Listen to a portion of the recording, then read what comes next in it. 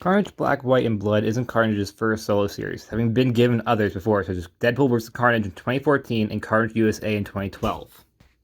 Issue 1 of Carnage Black, White, and Blood starts off with Carnage in the middle of a battle, or rather, towards the end of one, between Carnage's family, including his girlfriend Shriek, against Spider-Man, who's being backed up by Cloak and Dagger. It should be noted how it's similar to Harley Quinn Black, White, and Red, as this comic only appears in Black, White, and Red.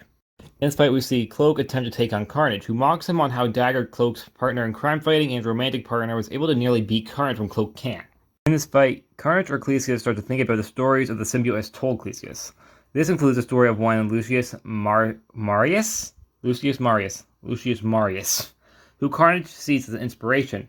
He shares a story with Cloak, telling him it's his favorite love story, just in the middle of their battle. Carnage is telling Cloak why he finds the story so inspiring, about having expensive wine and servants. Spider-Man decides to back Cloak up in this fight, since he's losing. Carnage decides to go on a full through what love means to him, talking about it as two people who are equally as sane or at least in power. It's unclear which one he means by the story. In this monologue, Carnage actually confesses that he believes Shriek to be even more crazy than he is, as while Carnage is violent, Shriek actually loves being violent. He says this is Cloak and Spider-Man due to their unknown reasoning to believe Shriek isn't a bad person, which is kind of odd to me since Shriek almost killed Dagger at one point, which is Cloak's best friend, and, well, it was his best friend at the time.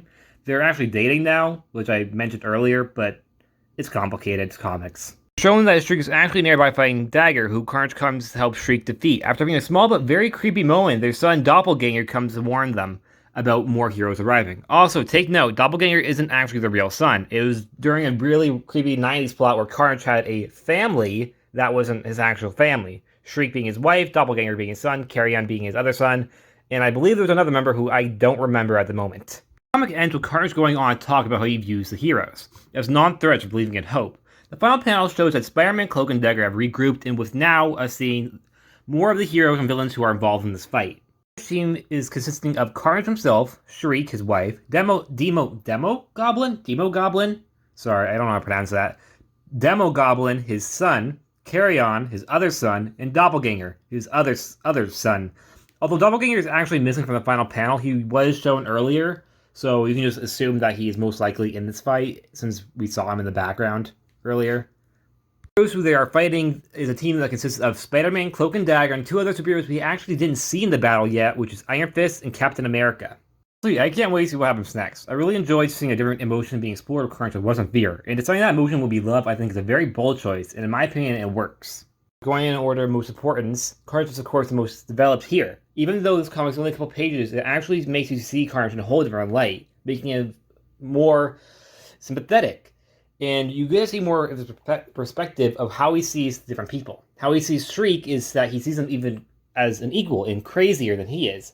How he sees Cloak is that he's weak compared to Dagger. How he sees the heroes is that he sees them as not even a threat. It's really an interesting idea, and I think is very well presented only in these few pages. Next up, Shriek.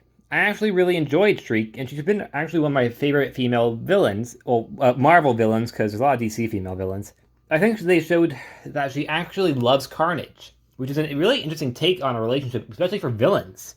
The relationship, despite being between two homicidal maniacs, this comics actually make you feel for both of them. Last but not least would be Cloak, who was the only other character who was given much to do. I think having comparison between Cloak and Carnage is an odd choice, although the comparison made by Carnage makes sense to me since he's crazy. And that's it. I would like to thank you guys for all your patience for waiting for this video actually to come out, and I am apologizing in advance if my voice is very, not what you imagined, but you should know that I am only 16 years old, so it's not going to be a deep man voice.